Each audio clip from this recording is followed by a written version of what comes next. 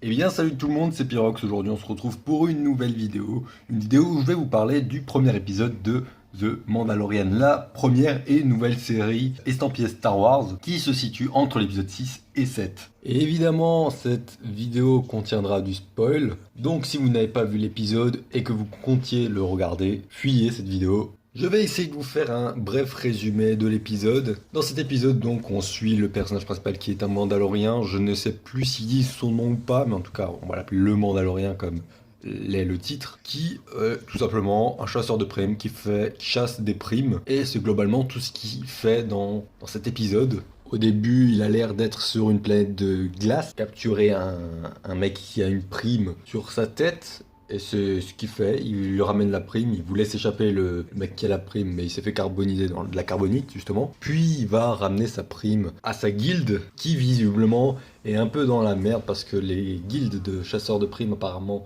explosent, et donc du coup leur guilde a plus beaucoup d'argent, donc il va prendre la prime la plus dangereuse si j'ai bien compris. Et c'est tout simplement, il va chez les anciens gars de l'Empire. Et les anciens gars de l'Empire vont lui demander de récupérer un être vivant qui a à peu près 50 ans sur une planète de désert qui ressemble quand même vraiment beaucoup à Tatooine. Donc je pense que c'est Tatooine. Encore une fois, si c'est pas Tatooine, vous connaissez mon avis sur ce sujet. J'en ai marre des planètes des Tatooine-like. Je pense vraiment pour le coup que c'est Tatooine parce que ça y ressemble vraiment salement. Pour finalement récupérer la créature qui est... Attention, spoiler, mais je l'avais prévenu depuis le début, un petit Yoda vert. Alors, pas un Yoda, enfin, c'est pas Yoda tout court, mais c'est une créature de la race de Yoda. Donc voilà, globalement, le résumé de l'épisode. Alors, je suis pas forcément très bon pour les résumés, mais comme ça, c'est fait. Donc, qu'est-ce que j'ai pensé de l'épisode? Alors, pour le coup, j'ai trouvé le premier épisode plutôt pas mal. L'épisode fait 38 minutes, j'espère que ça restera à peu près dans ces zones-là, parce que les séries avec des trop longs épisodes, je vous avoue que je n'aime pas trop ça, moi. Je suis très série animée de manière générale, donc des épisodes entre 20 et 30 minutes. Donc là, l'épisode fait 38 minutes, donc on va être entre du 30 et du...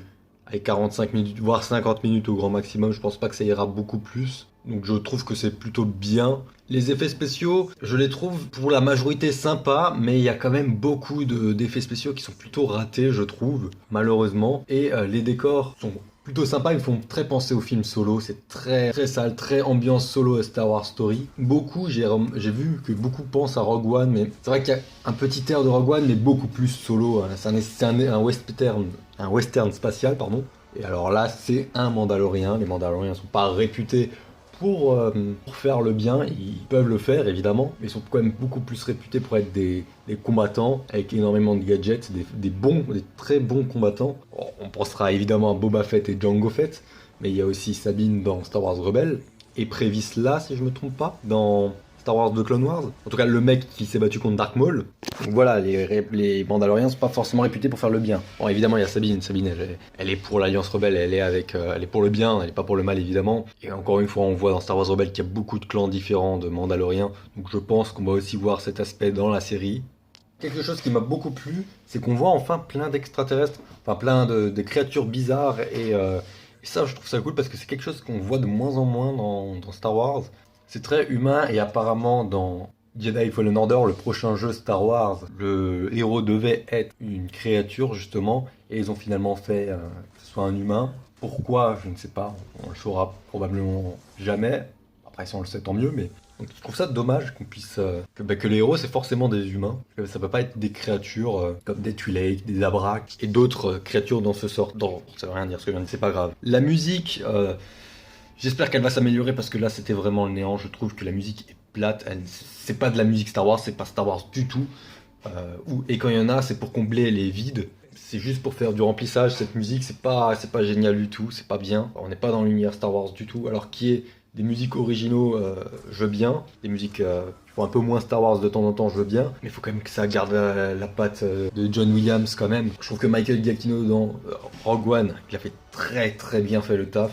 J'avais adoré les musiques de Rogue One, vraiment. On était dans du ton Star Wars et en même temps il a porté sa patte. Alors que là, je sais pas qui est le compositeur, mais c'est pas bon du tout. Pas bon du tout, du tout. Il me semble que c'est compositeur de Venom. Je n'ai pas vu Venom, mais vu les critiques que le film s'est mangé, ça devait pas être terrible. Sinon, au niveau de la réalisation, je trouve ça beau, il y a des plans vraiment très marquants dans cet épisode. Alors, c'est un épisode qui prend son temps, hein, autant le dire, c'est un épisode qui prend son temps. Il n'y a pas vraiment de scénario à proprement parler, on a quelques scènes de flashback de temps en temps. Et quand je parle de flashback, c'est vraiment des flashs. C'est pas les flashbacks de Naruto qui durent 3 épisodes. Donc, époque trilogie. C'est bien aussi parce que l'épisode fait un peu. Il y a beaucoup de références à la trilogie originale, mais il y en a aussi quelques-unes à la prélogie. Et comme justement ces flashbacks, c'est les séparatistes justement. Je pense qu'on en saura plus dans les épisodes à suivre. D'ailleurs, je vous mettrai, ceux qui ne savent pas quand sortent les épisodes, je vous mettrai à l'écran les dates de sortie des épisodes. Et est-ce que je ferai une review pour toute la série? Peut-être, j'en sais rien. Je pense que oui. Ça dépend. Ça dépendra de mon envie, tout simplement. Donc je trouve que c'est une série plutôt prometteuse pour le moment. Il y a des points à améliorer. Comme j'ai dit, la musique, c'est important. Quand même plus d'histoire, parce que c'est vrai que là, c'est beaucoup de remplissage. Mais le personnage a du charisme. Le Mandalorien a du charisme. De toute façon, l'armure des Mandaloriens, je trouve que ça a du charisme de manière générale. Jango Fett, j'avais adoré. Boba Fett, j'adore. D'ailleurs, j'ai rencontré l'acteur Jeremy Bulloch en 2015. Donc moi, je suis plutôt content qu'il y ait une série sur les Mandaloriens en live et que ce soit la première série à Star Wars. Le droïde IG, je sais pas quel IG c'est. J'ai bien aimé, mais le problème expédié. Il avait fait beaucoup de promos sur ce droïde, donc je pense que soit il va être reprogrammé, soit il y en aura un autre, soit il va être réparé tout simplement, ou il va transférer ses données dans un autre droïde. C'est pas impossible, les IG, on sait que je sais que dans l'univers légende de Star Wars, c'est ce qu'il faisait. Il me semble qu'il y avait un IG même qui avait transféré sa conscience sur la deuxième étoile de la mort avant qu'elle pète. Donc je pense que c'est pas impossible parce qu'ils ont quand même mis pas mal de com autour de ce droïde. Donc on verra, on voit que le Mandalorien aussi n'aime pas trop les droïdes, mais il s'est quand même serré les pattes, il a quand même pas dit de pas s'autodétruire, même si finalement il lui a collé un bon laser dans la tête pour sauver la créature, enfin sauver, enfin, oui et non, pour sauver l'objectif, la créature de 50 ans, qui est finalement un bébé Yoda, un espèce de petit gremlins, tout vert. Ça m'a fait pas mal rire. Et l'épisode s'est terminé là-dessus. On voit qu'il n'aime pas trop l'Empire non plus, le Mandalorien. Donc à voir comment ils vont aussi expliquer tout ce qui est les restes de l'Empire. Alors, on a déjà quand même une grosse réponse dans Star Wars Battlefront, dans la campagne de Star Wars Battlefront 2. Et je pense qu'il y a plein de romans, comics qui en parlent déjà. Mais expliquez-le en série pour que le plus de monde connaisse ces histoires. Donc voilà. Encore une fois, je ne sais pas si j'en ferai d'autres, des reviews. En tout cas, je ferai une review de toute la saison 1 au global à la fin. Je pense que c'est ça que je vais faire comme ça. Je vais pas bombarder de vidéos review, tout simplement. Donc si la vidéo vous a plu, n'hésitez pas à partager, liker, vous abonner à la chaîne si ce n'est pas déjà fait et activer la clochette pour être averti de toutes les prochaines vidéos qui vont arriver. Et moi, je vous dis à la prochaine pour de prochaines vidéos. Ciao tout le monde.